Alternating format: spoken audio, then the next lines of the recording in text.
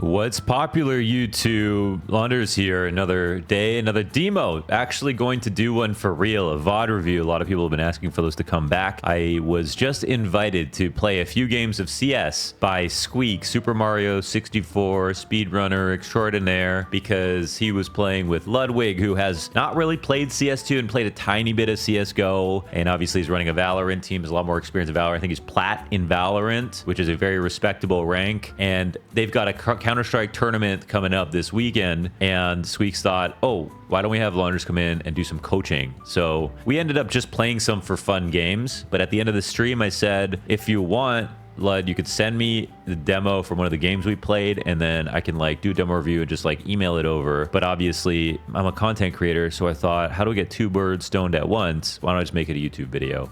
And also, I'm not sure if he knew exactly what I meant by demo, because I don't think they even have those in Valorant. And in Counter-Strike, demos don't really have the comms, so you know, VODs aren't too bad. So I said, why don't we pull up a VOD of the last game we played? It was on Ancient, and we can highlight some things that he can change in a day's notice. Some palatable, digestible feedback that he can use to transform his game as much as possible within 2 days. Nothing, no like long-term advice or anything. So let's watch the VOD. It's on Ancient. See if we can find some things that we can change. I need to cut all of my hair. I got so much hair everywhere right now. All right, let's just get in. Sorry, here. is this Mirage?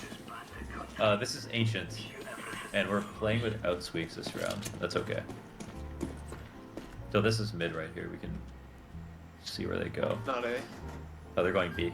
Come back, come back. All right, let's just start right there. All right, so let's just keep this dead simple in terms of the advice we're going to give. We're like hopping right into a round where like almost nothing has happened, but on the approach into middle, okay? So in Counter-Strike, Ludwig kept bringing this up, but in terms of spawn points, there are really important things to remember. Like, all right, you can only really learn from experience, but just because Ancient might come up in the actual tournament, once a T gets to this point, a CT can get right in front of it, or it will just be like right before it, so they'll be there a second earlier. Okay, when Ludwig came out of mid here, he went out to this angle and he was holding here. One thing Squeaks brought up in a previous game we played was if you hold really tight like this in Counter-Strike and someone strafes out on your screen, you will basically not be able to hit them. No one's got the reaction time to do it. So the only time you would hold this tight in Counter-Strike is if it's like a flat angle like this and you think there's going to be some really, really short peek that comes out. Like the guy knows you're there, and so you think he's going to do this exactly. But in a situation where you're like this, I would definitely hold a little bit farther out. And I know that's only a couple inches of difference, but it will actually make a world of difference in terms of your next fight. Also, try to play when you can. Playing committed positions can result in you getting an advantage on the first shot, right? Because when they come out of mid, they're not going to clear this angle, because who would normally stand here since you can't fall back? They'll come out clearing like this, so then you get a shot here, and then they flick, and then they start shooting. But once they start shooting, if you haven't hit your first bullet, now you're dead, because you can't go anywhere. You can't get out of here. It's too far away. You can't fall back. It's way too awkward. You know, you've got to literally like get around the corner. So if you're going to come out spot mid from here, you can do it like this, okay? The other thing about this fight is that you don't want to hold it up close to the wall. Actually, sorry, there are exceptions to everything. In this situation, you could like hold it like, let's say you held it like this, for example. Only half your body would be showing, which would make the shot harder for your opponent. But once they cross this point here and they're over here, they can see you, but you can't see them because you're too close to the wall. So in general, if you're fighting someone around a corner from pretty far away, you also want to be far back from the wall that you guys are in between. That's in between you guys, I should say. This will allow you to like see more as they're going out wide. You can duck back just as quickly as before, but you'll never actually lose vision on them and just get headshotted by a guy you can't see. Also, your gun sticking out, you could get spotted from someone over here and you wouldn't know. So try to take the fight a little bit farther back. The distance between you and the wall is called angle dominance. So for this person, since they're so far from this point, I should say, they can see you more before you can see them. So that's a big advantage in CS, and the way to counteract that is to also stand farther back from the wall. So if I'm going to go up here and then peek out, if I poked out like this, like they can see me right now, but if I'm this far back, they can't. So it's really, really important when you can, especially for these distance fights, to like just give yourself some space in between yourself and the wall that you're fighting. So when you're starting out in mid, I would have started out like here and spotting, or even back here where you can still see their heads. Their heads will be about that height, and some of that is just experience. but this will allow you to take fights more on your own terms, allow you to fall back a lot more easily, and you'll have just about the same shot as you would if you were out here, except now you won't die if something goes wrong.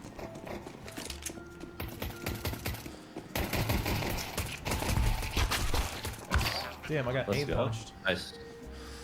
So the helmet stops aim punching? So let's watch this one more time. We won't have to go in game for this per se, but here when you're shooting, you could stop moving or you could keep moving. And I think with a pistol in general, I would keep moving because you won't lose much accuracy from running.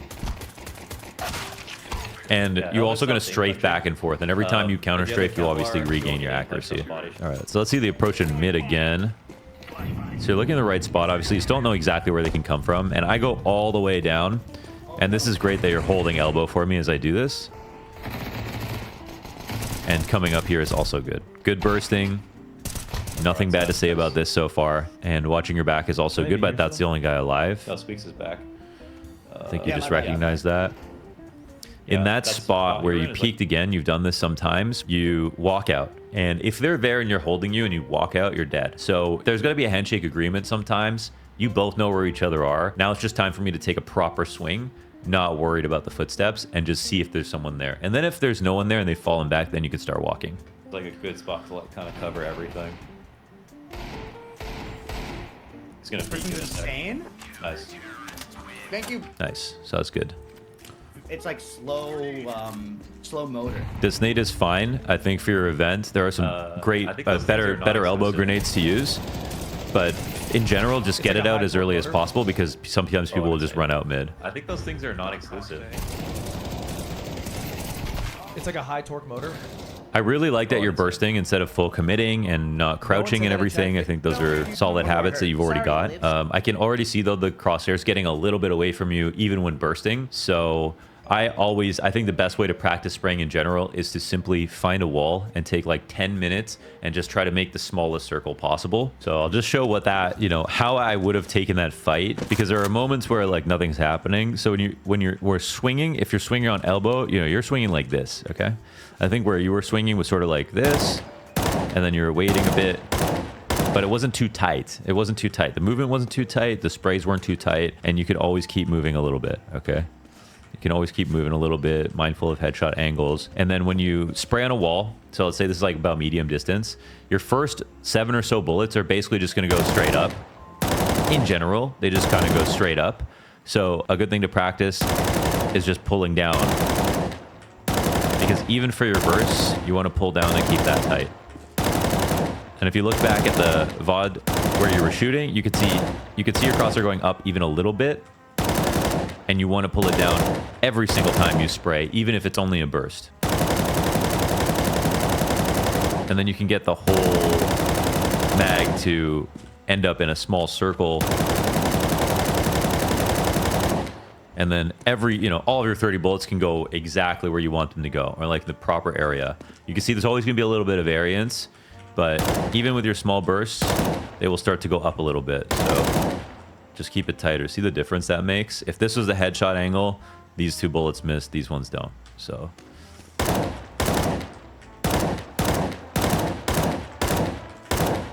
and you'll get used to how quickly you can reset your recoil, how quickly you can burst and everything like that. And then for this fight right here, you saw that guy, he saw you. The fight's going to happen in a second. Maybe no one there, but I'm going to pre-aim that doorway, and I'm not aiming right for the doorway. I'm swinging for him being slightly outside, or if I think he's there, sure. But the first thing I'm going to do here is I'm going to swing properly, and then I'm going to walk down. Okay? That might sound like a small difference, but it would have made the difference in that one fight, and you would have given nothing away to a guy who was over there in terms of that one step anyway. Okay, going for the A push. This is actually a really good approach. Right. That angle was solid from that side. You were nice and safe from the left. One more donut. And the tracking was good. Fuck! That was actually solid. That was actually solid. You can see why that can go wrong because people can come from both sides, but in general, there was nothing terrible about the way that you approached coming into that first fight. I think maybe you would have just taken that fight and then got out of there after the first one since you were still outside, but that's about it. Again, some stuff is going to be map knowledge and experience with like how people approach and stuff like that. So I don't want to nitpick everything. If you throw that nade, it's too late. And if you're actually going to play a match, that nade will be too late, and they could potentially be out already. B's quiet. Yeah, we can back up. One Yeah, deep split. B. All right, So so I we think backed about up this, here, area. Let us the shadows. They're massive. and it just brought up your shadow. They smoked us? What? That was unfortunate, but the reason he started shooting is because he hit you with the nade. That doesn't happen a lot, but when it does, it's a giveaway, and then it's worth them testing the smoke by shooting. You get hit. Sorry, you take damage from the grenade hitting you? Also, your smoke had a weird throw because you were slightly moving while throwing it. Ah. Okay, let's see. I saw this. Oh. This guy could Yeah, run it needs to be earlier. Oh, B early flash. I'm only B. talking like a second or two, but just get it out and then just get your gun out. Because you can see how far they get out. That was really great. Yes, we are. But I like We're it. insane. We're insane. Oh. Nice, Lud. I got your back, man. Yeah, you. Okay. You did. That's actually perfect the way that we came down mid. Tier 1 professional play, besides the nades, would look like that in terms of the approach to get to the bottom of mid. Watching elbow and watching heaven at the exact same time, not both looking and getting tunnel visioned at the same spot. So it was a really, really solid. I If don't you think do that Squeaky in will push the with match and you want to play No, 100% aggressively, you do that with one other teammate, you'll actually have a great time. He who wins mid wins Flashing out ancient. Ah, B. 1B. Sorry, 1B. That's a little crazy, but I get the idea. I've got a better flash for you. I'll just show you that. All right, so I'm not going to make this about learning grenades because I don't think in this event you're going to need to like memorize a bunch of stuff. I just think work on the fundamentals and focus on your aim and everything. So again, when you get out mid, just get rid of this grenade. And then when you come out with the grenade or the molly, which you can also use here, run like this because they'll flash over mid and they'll flash. And then when you come out here, then you can turn and start fighting. In terms of the flash, you try to just throw one up in the air, which is just not good to throw because your teammate could be over here in donut and get blind from it. One thing you can do instead of a flash, again, doesn't need a lineup, is just throw it over here. If you throw the flash over here, then everyone will be blind. Oh, that got a crazy bounce. Oh my God. Okay, so that can happen. But most of the time it's fine. Just bank it here. And then you can see that everyone in this spot will get blinded and you can run up with it. So you can literally throw this flash and fight this way. And as you're swinging, even if they see you for a second, they have to respect the flash and turn from it. And then you can start fighting. But yeah, nade a little bit out earlier. If you have a second after flashes, throw your own and start approaching like that. If you're going to flash and your teammates are fighting, always just flash in some way behind you guys. That's also another just like rule of thumb. Don't even bother flashing if you can't think of a good one because it's so likely that you flash your teammate. If my teammates are over, like let's say I'm rotating in from mid to B, this is what I call after image flashes. They're not very effective, but they at least do not affect your teammates. So let's say this one flashes over here. If someone gets flashed from this far away, it's going to be like a second and a half. They're blind, you know, not even. But that can be enough to help you get through. And your teammates here, when the flash lands over here, are totally fine. You know, they can just keep fighting. You don't even have to tell them you're flashing. Whereas if you threw this flash, you got to be like, Squeaks, I'm flashing, and you don't even know exactly where it's going to land. And anyone can get blind. So just, yeah, in general.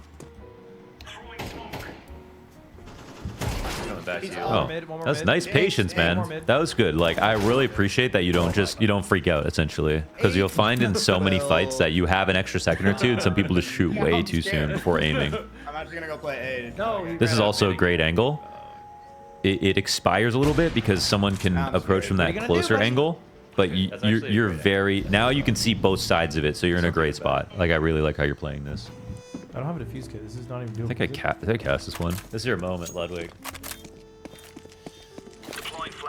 Air Coots in the 1-on-2 situation. Self-flash to raise the stakes. Now, first kill comes down. 1-on-1. No idea where he could be. First time playing Ancient, but an old soul himself goes to stick the defuse. Looks like there's going to be a victory for the CT side!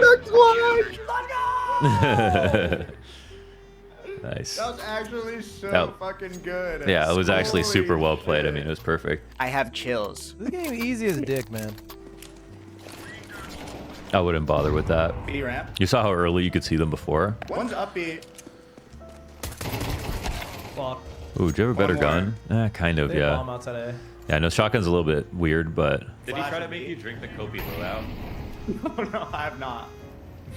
He could. He doesn't have the stomach for it. Like 3 long. playing it close like this is actually, it can be fine. Sometimes people are going to swing out and just destroy you. Dude, I suck. That's a moment where a flash isn't going to do much. Yeah. And also, that's actually, okay, never mind. The flash actually did a ton. I take it all back. But you see that you had a huge blind spot right there behind the wall when they could have been execing. And because you threw that flash, they saw it. And they know how much time it's going to take you to pull out your gun. So you're destined to get peeked, essentially. And if there was someone who was farther back, well, they could just dodge it super easily. So good to consider utility in a lot of situations. Some people don't consider it enough. But also, if you don't have a plan for the utility, it's almost 9 times out of 10 way better to just use your gun. Hold the angle, take the swing, and then use the grenades that you're super comfortable with. Up B2. That was cool. You can push through a smoke like that if you can push have up, like a you can run read. all It's not always a bad idea. Sometimes people will push smokes, it's stupid. Sometimes you push smokes, it's smart. That one is really subjective, really situational. Damn, it's all murky and gunky. It's disgusting. With you. And you can see on the map, Ludwig, exactly, there's a ring right here, and you can see how far they can hear you. Okay, and from this mini map you can tell. So let's go back a second here. With this ring, the profile picture is blocking it a little bit, but you can see that everyone outside B cannot hear you. So there's a moment here where you actually just want to start walking to hold shift. Even though the bomb is ticking, there's still a little bit of time to walk, and sometimes it's critical just to do that. Disgusting. And as you can see right here, you get spotted because you don't know that they might push B, but it's actually a very common thing to do in post plants. Good thing he's ass, though. Perfect distraction. It was a perfect distraction. Yeah. But he Absolutely always got exquisite. that fucking beautiful knife out. Okay, so we're like an A. We're like an A. This could be okay. Just like pool, though, whenever you can, bank your nades. Throw it off a wall. Don't expose yourself to the thing that you're trying to nade.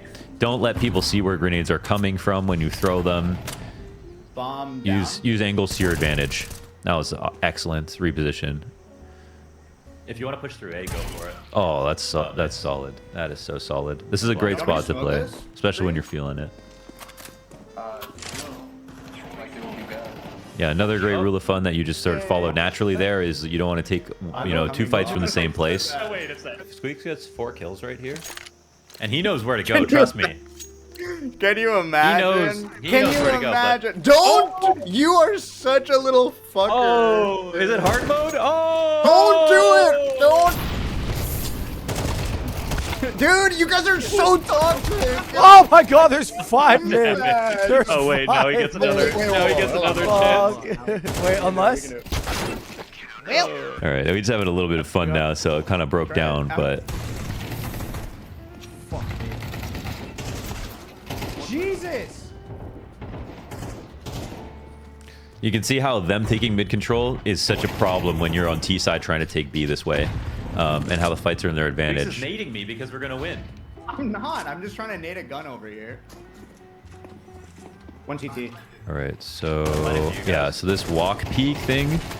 All right, so this walk peak thing I think is really important to talk about for scaling, essentially. So I'm gonna describe this moment as really high tension. Okay, and when there's really high tension, I say there's really high tension because it's again a handshake from you and your opponent. Action is about to happen. So in a moment like this, they're out of the site completely. It's been taken over by your opponents. There's a moment where, you're here. Okay, site's clean. I've cleaned all the angles. No problem. Tension. Okay? And right here is like, all right, they've given me a lot of space, but at some point I will see them. And you have to consistently tell yourself that. I can't just walk through the entire map. Eventually, I will see them. So the reason I put it like that is because the moment you feel that tension is when you should start to say, okay, there's this. I think there should be someone here because I haven't seen anyone in a while. Now I'm going to go for a proper swing, okay? And a proper swing is one where you pre-aim the angle, right? You pre-aim the angle. You visualize where you think that they're going to be. I think he's going to be behind this box. If I thought he was behind this box, would I do this? No, because if he's holding like this, he will instantly kill me, right? So instead, I want to go like this, and then I want to pre-aim this position, okay? I don't even want to smooth it. So angle smoothing is when you're coming around an angle like that. You don't want to do that. You want to have a super horizontal parallel peak to them, okay? Where you could walk up to this point because you still have angle dominance, but you know they're holding right here, and then you pre-aim, okay? Same thing right here. There's like high tension, so you're going to make a judgment call. I'm going to take my swing. And again, you give away a footstep, but you think they're going to be there, so you go for a confident swing, okay?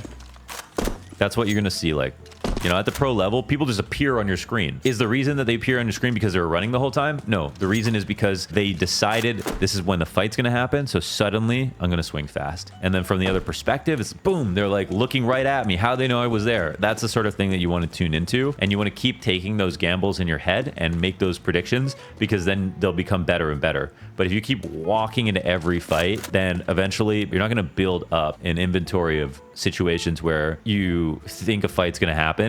And the only time you're going to get kills is when someone's just holding the other way and they weren't making noise, but they're not checking everything. Basically lucky kills. And you don't want to do that. And when you're chopping up these angles, you can do a shoulder peek like that if you have angle dominance, meaning you're standing a bit farther back from the wall. Okay. But you want to keep taking these reads if you want. Don't jiggle too much in the game. Just one or two in some spots. And just keep coming in with confidence. Okay. Because you want to look like an F1 car in their screen. And the way to do that is to be perfectly parallel to your opponent, to their camera. If you're coming in on an angle on their screen, you're not moving as fast as you possibly could, which means you're an easy target to hit. Let's say, I think I brought this up, why sometimes it's good if you're going to wide swing an angle. Let's say this perspective, okay? If I'm shooting from here, that's extremely tight, this angle. So if I'm going to come, and I think there's an opper here, I'm literally going to try to jump by, right? I'm not going to go here and try to fight him like this because I'll just die. I'm also not just going to peek like this in general because I'll just die. So once you get familiarized with the angles, you can tell, like, you know, someone's holding it's too tight, I need to wide swing. Someone's around this corner, I just need to do a proper swing. But just keep betting on your intuition, even if it's not there yet. Because I think that's the only way to actually get good. It's kind of like Minesweeper. You know, as you get towards the end of the game of Minesweeper, you know there will be mines. You start doing more calculations. It should be that same thing when you get too much map control and haven't seen anyone. One TT. So here's missing the pre-aim a little bit. Here's the walk peak. And to be fair, you swung out with him at the same time it was good. But your crosshair was too low, and you kind of wanted to just swing out even wider, just really cramp him in that corner so he can't respond by sort of like overcoming your space. But that wasn't bad. Let's go A, let's go A. To the left, to the left, to the left. We do this. We frag out on sight. Whoever gets 3 kills wins. Okay. Oh, wait. Ludwig went the other way. Yeah, I'm lurking. Yeah, of course doesn't follow us. Oh, lurking. Here we go. He's a real Counter-Strike player. He's donut. Like donut corridor. Dead? Uh-oh. Oh, my mouse ran out of battery. Oh, tempting to want to think you could see, but if you go into the smoke, you'll get smoke blind for a second, but it's really good that you're just watching over top of it. No. The kills were here. One more. This is good. I would walk right here. So now they can hear you going through CT. No. But doesn't matter. Donut is so far. Oh, gun out. Oh, gun out for sure. Just didn't realize how close you were. And their time's done, so it's over. It's over. We win. We got it. Let's freaking go. Hey, Ludwig. What a comeback, huh? What a T-side. Assist check.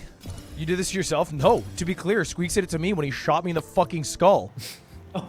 Squeaks flexing on a Colonel rank 5. Colonel rank 5. Very big man, Squeaks. Very big man you are. 14 versus 16. Cute. Cute. I honest to God wish you died in a car accident. With All right, so there's a little like demo review, some basic like mechanics, approaches, small things like angle dominance, a few things that hopefully are digestible that you can apply to a lot of different situations regardless of the map, and things to be aware of, like spawn timings as you play some more rounds. Like where will you see the T first when you swing out? Where will you see the CT first when you start to push? Another thing that happened also on Dust 2 was on CT side, just push like 50% less. Like don't just run into upper tunnels. Don't just run through long doors. Do that like 2 or 3 times a half. But for the most part, you're meant to stay in the sites and rotate through CT spawn both ways to reinforce retakes and to reinforce other parts of the map. Big flanking has a big payoff, but it also has a massive risk because the T side have a lot of advantage to kill you if you push too far. Obviously, you know, you'll know some of that from Valorant, but again, it's just about learning the new maps as they come.